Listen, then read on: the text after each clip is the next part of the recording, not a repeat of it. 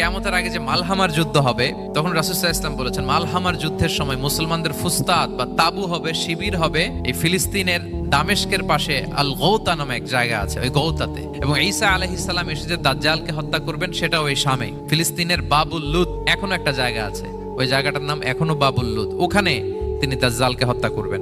এবং সেখানে একটা সাদা মিনারা আছে, ফেরেশতার পাখায় ভর করে ঈসা আলাইহিস সালাম তখন সেখানে নেমে আসবেন।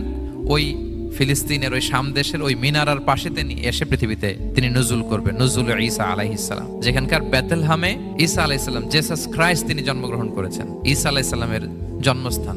তাহলে 3 জাইতুনের শপথের মাধ্যমে মূলত আল্লাহ তাআলা ঈসা আলাইহিস সালামের জন্মস্থানের শপথ করেছেন, কারণ সেখান থেকে ওহী বিচ্ছুরিত হয়েছে, ওনার কাছে ইনজিল নাজিল হয়েছিল। এবং এই শামের মর্যাদার ব্যাপারে অনেক কথা আল্লাহর হাবিব সাল্লাল্লাহু আলাইহি ওয়াসাল্লাম তিনি বলেছেন। আল্লাহ রাসূল সাল্লাল্লাহু আলাইহি ওয়াসাল্লাম যখন মেরাজে যান, তখন মক্কা থেকে এই শাম দেশে ফিলিস্তিনের বাইতুল মাকদাসে রাসূল সাল্লাল্লাহু আলাইহি ওয়াসাল্লামকে নিয়ে যাওয়া হয়েছিল।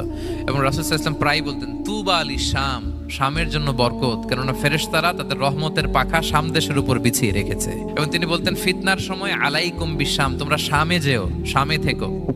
এবং তিনি দোয়া করেছেন আল্লাহুম্মা বারিক লানা ফি শামিনা, আল্লাহ তুমি আমার শামে, শাম অঞ্চলে আল্লাহ তুমি বরকত দিও। এবং হাদিসে এসেছে এই শামই হচ্ছে আরদুল মাহশার, এখানেই হাসর হবে।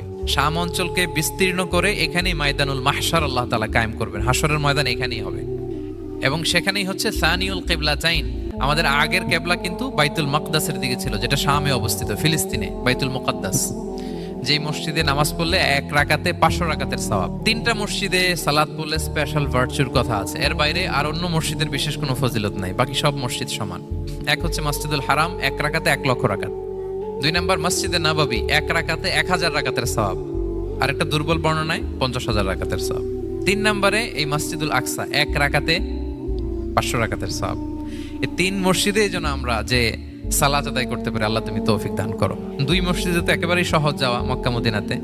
বাইতুল মাকদাসের জন্য আমরা যেতে পারি, আল্লাহ তুমি সেই পরিস্থিতি আমাদের জন্য তৈরি করে দাও। তো এই বাইতুল মাকদাসের দিকে রাসূল সাল্লাল্লাহু আলাইহি ওয়াসাল্লাম টানা 14 বছর নামাজ পড়েছেন, 14 বছর। প্রথম 13 বছর কোনো সমস্যা হয়নি মক্কায়, কারণ তখন কিবলা বাইতুল মুকাদ্দাস থাকলেও রাসূল সাল্লাল্লাহু আলাইহি ওয়াসাল্লাম সামনে রাখতেন কাবাকে, কিবলা বাইতুল মুকাদ্দাস, কিন্তু তিনি তো মক্কায় ছিলেন নবুয়তের প্রথম 13 বছর, সামনে কাবাকে রাখতেন, তারপরে টু দ্য ডাইরেকশন অফ বাইতুল মাকদাস। কিন্তু যখন মদিনায় গেলেন তখন তো আর কাবা নাই, তখন রাসূল সাল্লাল্লাহু আলাইহি ওয়াসাল্লাম কাবাকে মিস করতে আরম্ভ করলেন।